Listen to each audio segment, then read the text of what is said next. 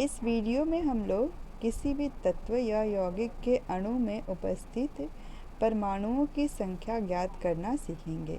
क्योंकि हम लोग जब अणु या अणुओं का सूत्र लिखते हैं ना, तो हम लोग अक्सर देखते हैं कि उनके नीचे या फिर कभी कभी ब्रैकेट में कोई ना कोई संख्या लिखी हुई रहती है। तो हम किसी भी अणु में उपस्थित कितने परमाणु हैं, उनकी संख्या कैसे ज्ञात करनी है, ये हम लोग इस वीडियो में सीखने वाले हैं। अणु के बारे में हम लोग जानते हैं कि दो तरह के अणु हो सकते हैं, एक है तत्व और दूसरा जो है वो है यौगिक।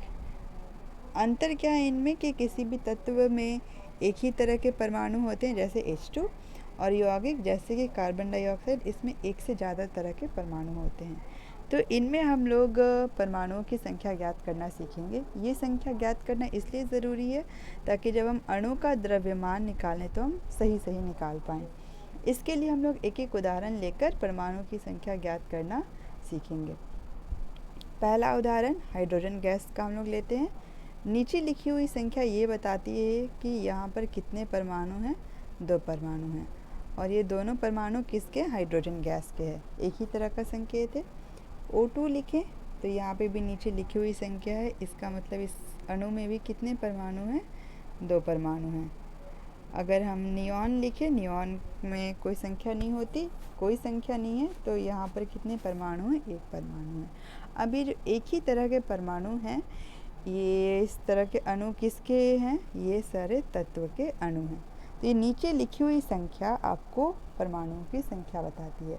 और अगर कोई संख्या ना हो, जैसे कि ये नियॉन में है, तो इसका मतलब है वहाँ पर उस अणु में 1 परमाणु है।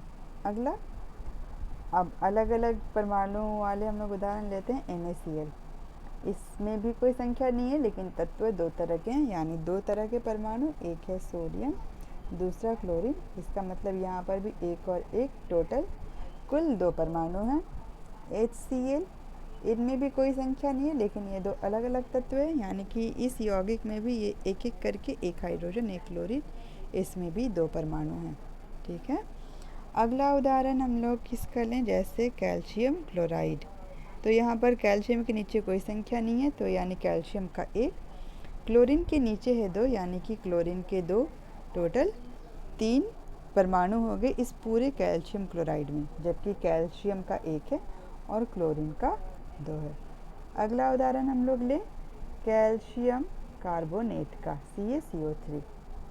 यहाँ पर कितने हैं, कैल्शियम का 1 परमाणु है, कार्बन का भी 1 परमाणु है, लेकिन ये जो ऑक्सीजन है इसका 3 परमाणु है, क्योंकि नीचे में जो संख्या लिखी हुई है वो 3 है।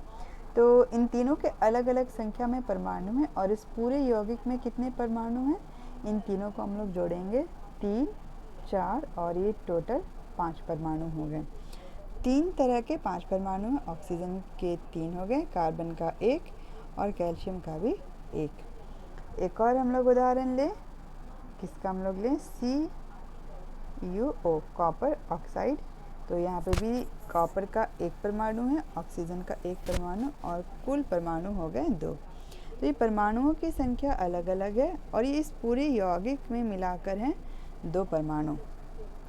अगला उदाहरण हम लोग लेते हैं, किसका उदाहरण हम लोग लें, Ca ब्रैकेट में OH होल 2। ठीक है। यहाँ पर कैल्शियम के पास कोई संख्या नहीं है, यानी कि 1। अब ध्यान देना है कि ये जो OH है ना, इन दोनों को ब्रैकेट में रखा गया और बाहर में 2 लिखा हुआ है।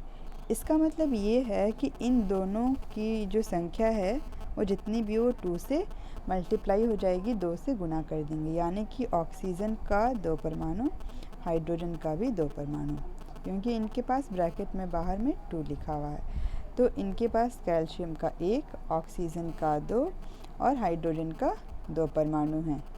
इन तीनों की अलग अलग संख्या है। जो ब्रैकेट के बाहर वाली संख्या है उससे हम लोग अंदर को गुना कर देते हैं। अंदर में कुछ नहीं लिखा हुआ है, इसका मतलब 1 है यहाँ पे, ये 1 दूनी 2, 1 दूनी 2। अगला उदाहरण हम लोग लेते हैं अमोनियम सल्फेट का, NH4 होल 2 SO4। इसमें हम लोग ज्ञात करते हैं कितने तरह के तत्व हैं, एक है नाइट्रोजन, हाइड्रोजन, सल्फर और ऑक्सीजन। नाइट्रोजन का हम लोग परमाणु संख्या ज्ञात करते हैं। अंदर में ब्रैकेट के कोई संख्या नहीं है, लेकिन बाहर में 2 है। इसका मतलब नाइट्रोजन की संख्या हो गई 2। हाइड्रोजन की संख्या अंदर में 4 है और ब्रैकेट के बाहर है 2। तो ऐसे में क्या होता है कि अंदर वाली जो संख्या और बाहर वाली, उन दोनों को हम लोग गुना कर देते हैं। ये गुना करेंगे तो 4 गुना 2, यानी कि हाइड्रोजन कितना है 8। सल्फ़र के नीचे कोई संख्या नहीं है उसके पास, तो सल्फ़र 1 है। और इसके बाद ऑक्सीजन के बगल में कितनी संख्या है 4, यानी ऑक्सीजन के 4 परमाणु हो गए। तो यहाँ पे नाइट्रोजन के 2 परमाणु, हाइड्रोजन के 8, सल्फ़र का 1 और ऑक्सीजन के 4 परमाणु हैं। हम लोग और उदाहरण लें, Na2CO3, ये सोडियम कार्बोनेट। तो ये सिंपल है समझना, सोडियम के बगल में 2 है तो 2, कार्बन के पास कोई संख्या नहीं है मतलब 1, ऑक्सीजन के पास जो संख्या है वो है 3, यानी कि सोडियम का 2, कार्बन का 1, ऑक्सीजन का 3 परमाणु हैं। अगला उदाहरण हम लोग एल्युमिनियम सल्फेट का लेते हैं, SO4 एल्युमिनियम के कितने परमाणु हो जाएंगे, बगल में 2 लिखा हुआ है 2। सल्फ़र का कितना होगा और ऑक्सीजन का कितना होगा। अब सल्फ़र के पास इस ब्रैकेट के अंदर कोई संख्या नहीं है मतलब 1 है, और ब्रैकेट के बाहर वाली संख्या जो है ना उसको अंदर वाली से गुना करते हैं। तो सल्फ़र का 3 एकम 3 परमाणु है। ऑक्सीजन के पास अंदर में 4 है और बाहर में 3, तो ये 4 दिया कितना हो जाएगा 12, यानी कि सबसे ज़्यादा परमाणु एल्युमिनियम सल्फेट में किसके हो गए, ऑक्सीजन के 12, सल्फ़र का 3, एल्युमिनियम का 2। तो इस तरह से अगर हम लोग ये ध्यान रखें बस इतना कि ब्रैकेट जहाँ पर भी हो ना उसमें जो अंदर वाली संख्या उसको बाहर वाली संख्या से हम लोग क्या करते हैं, गुना करेंगे, तो हम लोगों को ये जो तत्व है जो ब्रैकेट के अंदर लिखा होता है उनकी परमाणु संख्या मिल जाती है। तो ये ज्ञात करना इतना भी मुश्किल नहीं है कि किसी भी अणु में कितने परमाणु हैं। ये नीचे लिखी हुई संख्याएं हम लोगों को वो संख्या बता देती हैं एक अणु में परमाणु। एक और उदाहरण, कहीं कहीं पर हम लोगों को इस तरह से लिखा मिलेगा, सामने 2 लिखा हुआ रहेगा और उसके बगल में NaCl। तो इसका मतलब ये है, ये जब संख्या सामने लिखी रहे ना तो वो इन दोनों के लिए होती है। तो ये हो गया Na भी 2 परमाणु हो गया और क्लोरीन का भी कितना हो गया 2।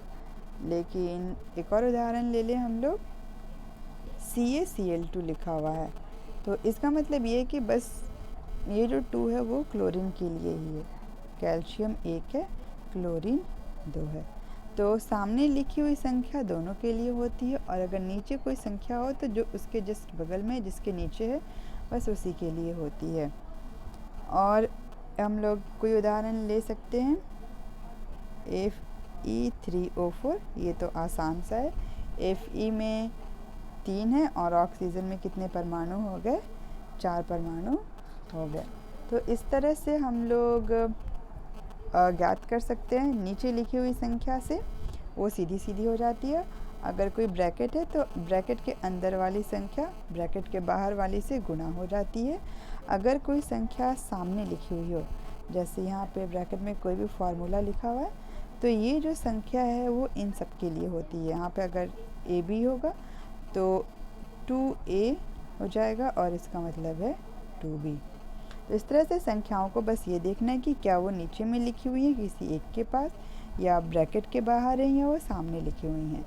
इन सबको ध्यान में देते हुए हम लोग किसी भी अणु में कितने परमाणु हैं उनकी संख्या को ज्ञात कर सकते हैं। और इससे हमें क्या फ़ायदा होने वाला है कि हम लोग आणविक द्रव्यमान निकाल सकते हैं।